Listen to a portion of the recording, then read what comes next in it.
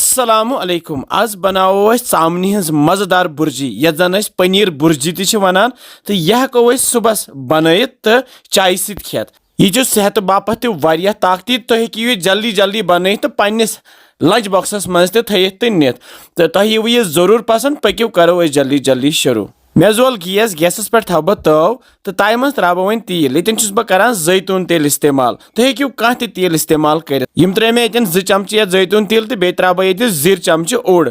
तो बे त्रोस यह गंड मे नुक नुक नुकरोमुत यह त्रो मे अथ मजी तो यह करोन हल्क फ्राई काल यह थोड़ा सा लाइट ब्राउन हिू गस तो अमे पे त्रा बह ये अदरक तो रोहन पेस्ट 1 चमचे बे त्रोस सह टमाटर अत मे नुक नुक कोर्मुत तो यह करोन यह टमाटर ये गंडस सह तैयार तो यूत काल थोड़ा सा मोट गस तो अस त्रो यन यह गंड पच मे गंड पच 1-2 निकरमित नुक नुक कोर्मुत बे त्रोस नील मर्चवांगन 4 नुक नुक कर तो करहन तैयार तल मे गैस लोतुय थोमुत तो लथि पे करहन यह तैयार बे त्रोस लेदर चमचे ओड़ बे त्रोस मर्चवांगन पाउडर चमचे ओड़ बे त्रोस यह बादियान पाउडर चमचे ओड़ तो बे त्रोस गरम मसाला पाउडर चमचे ओड़ तो सती त्रो ये बड़ाल पाउडर चमचे ओड़ तो यम सारी मसाल त्रयित रलावन यह असल पे कैंसन सेकंडन करहन तैयार तल गैस लोतुय तो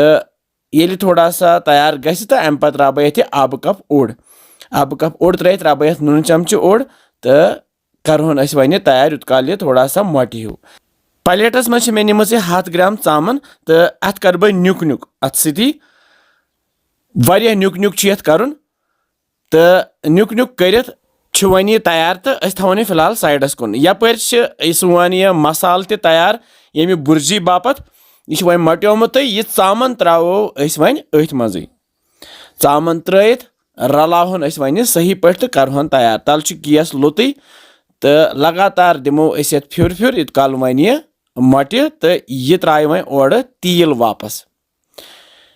तो कैंसन मिनटन करो अस वन यह तैयार यह वन तैयार तो गैस करो अस बंद वो वोल बोन तो यपर ओन मे वन बान तो यह चामनी बुर्जी त्रोहन ये मज गर्मा गर्म मजेदार तो रंग तुथ खोत यह मजेदार गसान बे ताकती तिकाज अत मज कोर जैतून तेल इस्तेमाल तो पे छक बह वन यह खोपर पाउडर थोड़ा सा सजावन अमी सत या अगर तुम दान छो तम सकुन तुम यह सजाइत तो तैयार सान गर्मा गर्म चामनी बुर्जी तो यपर मे यह नान ये गिरग्याव गिरद वन तो यह बुर्जी खेमोन अथ सती सुबह चाय सत तो अड़हन तुल बह वुच माशाअल्लाह जबरदस्त वन करो टेस्ट अस वन मोहम्मद हाबिल खान तो यह कर टेस्ट अजिच बुर्जी तो यह वन किस गमस करस बिस्मिल्लाह